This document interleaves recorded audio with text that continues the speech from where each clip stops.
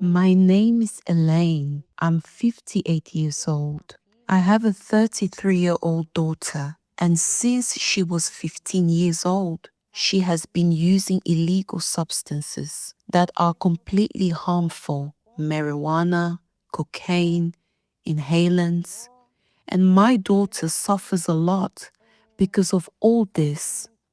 Because today she has 4 children, each one from a different father. And out of the 4, I have custody of 3 of them. The most critical moments were when she would disappear for more than 3 days, and I wouldn't know where she was. And she would become aggressive and attack her own children. She even attacked me. I've gone to get her from the street corners. I've brought her back home. I've gone to the slums. She was even detained there. I've had to bathe her. I've had to feed her. Unfortunately, my daughter is not alone in this war. Her father is also a drug user.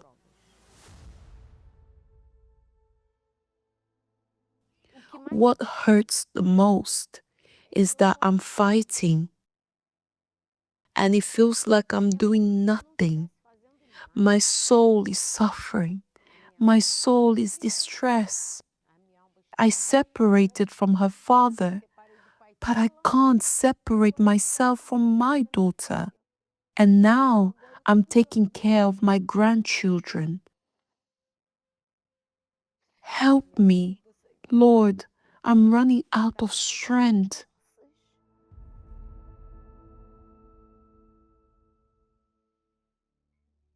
Miss Eliani, my name is Solange. I'm Raphael's mother. I have also been through everything you're talking about in my married life. I had a husband who attacked me and broke my finger. He punched me in the eye and almost made me lose my sight. And the children, since he was a drug user, he would take the children to use them with him. And that's what hurts me the most as a mother, knowing that her father was taking drugs and that he even asked her to buy drugs. That's a lack of love. Love gets lost, both from father to child and from child to father. They're unable to see love. I lost 2 children in Belém. All of them went down the path of drug addiction. I had 2 sons arrested. I lost the second one, and I lost the last one. This is my son, Raphael. He started using when he was 15, going on 16. He worked. He's always worked. But then, he'd go a week without working. A rubbish truck ran over his legs. He threw himself inside a rubbish skip to sleep. When the bin man came to collect it, he noticed movement inside the skip, and there he was inside. He ate rubbish.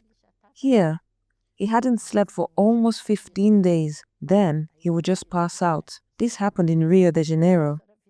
If you had seen how his foot became, my God. He said, "Mom, I can't walk anymore." His foot was completely cut up underneath. If you ask me, did you ever want to give up? No. Do you know why? Because I thought, if I give up on Raphael, I am giving up on my faith. I came to know the faith in 2010. We went to the church in Julius Caesar in Belém. And from there, I converted to Jesus. But then, without the Holy Spirit,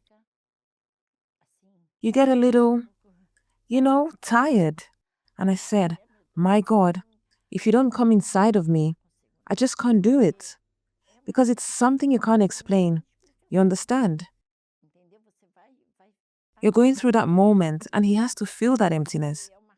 No one can feel that emptiness. Your husband can talk. Your mom can say things. But he is the one who feels that emptiness.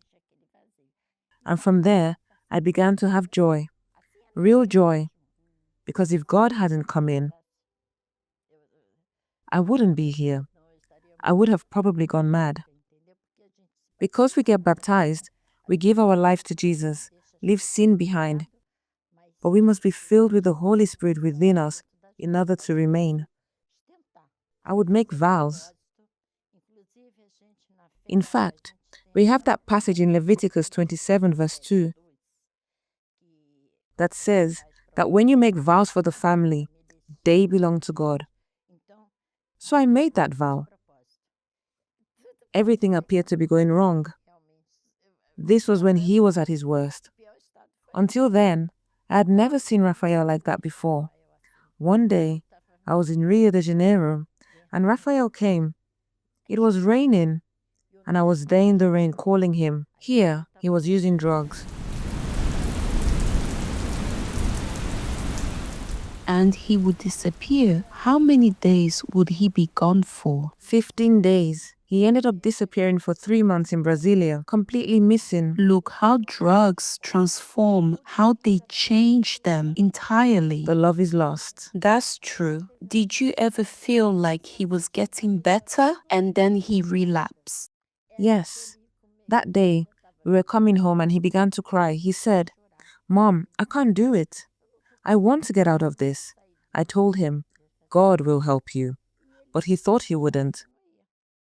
He cried and said, "I want to get out of this. I have nightmares." One day, I was at church and I saw that Raphael was getting worse and worse. And I prayed to God and said, "Lord, make this change for me because I can't do it." Even though I have the Holy Spirit, the battle has become too great. I didn't make just one vow, but many. But what really stood out was the campaign of Israel I took part in. I participated in that campaign of Israel, focused on Raphael, on the family, so I truly gave everything. That day, I climbed the altar and said, "Lord, look, I'm sad because I want to see an answer. And I'm placing my everything here." I put it on the altar, and I came down already knowing that there was an answer. There was no doubt. How is your son Raphael today? Today, well, it's best to show you who he is now. Good afternoon. He's a different person. I would never have said it was him. Nice to meet you. Good afternoon. How are you? Nice to meet you. What a transformation.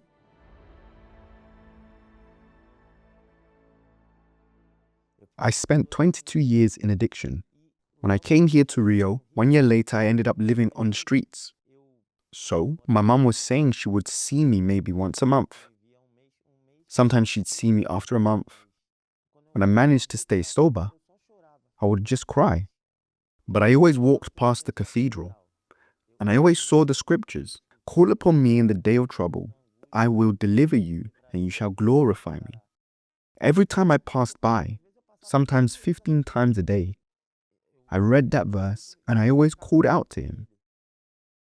Then I remember that on the 11th of August, my birthday, there were 6 months from that day until New Year's Eve, which is the day I came, the 31st. My dear friend, it is midnight. Let the entire year of 2025 be consecrated. From the beginning of the year, I surrendered. I was sincere with him. I gave him my weaknesses, my flaws, that I was weak, that I had addictions. I didn't look for beautiful words.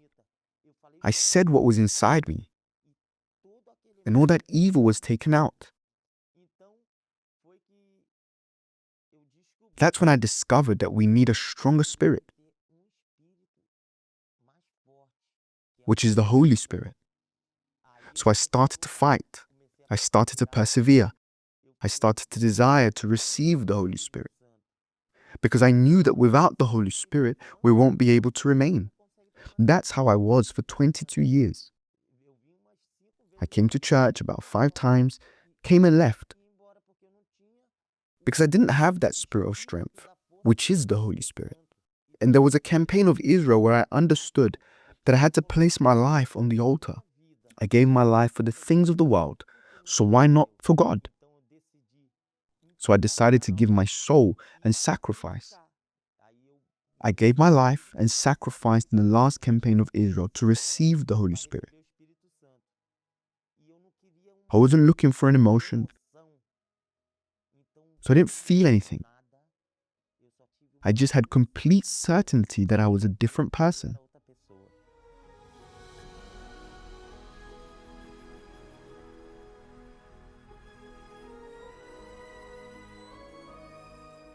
I only have gratitude, nothing to ask for, just to thank God. Today, he is a completely different son. What I want to say to you is, don't give up, just like my mother didn't give up. And because you place your daughter's life on the altar, place your own soul on the altar. The greatest offering on the altar isn't money, land, or a car. It's our soul. And what I've learned from what you've lived through is that God never gives up on us, never.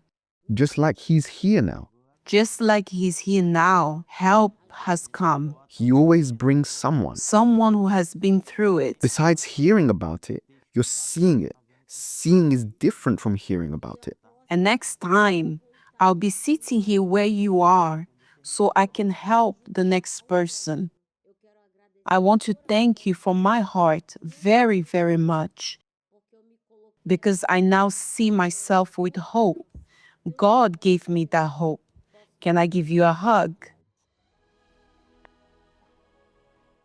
This is a hug from God. Soon, we are going to have this testimony from your daughter. May the Holy Spirit bless you and give you strength. Okay? Definitely. Don't give up. Don't worry. I will never give up. If you would like to, take down my number. Okay. Weeping may endure for a night, but joy comes in the morning.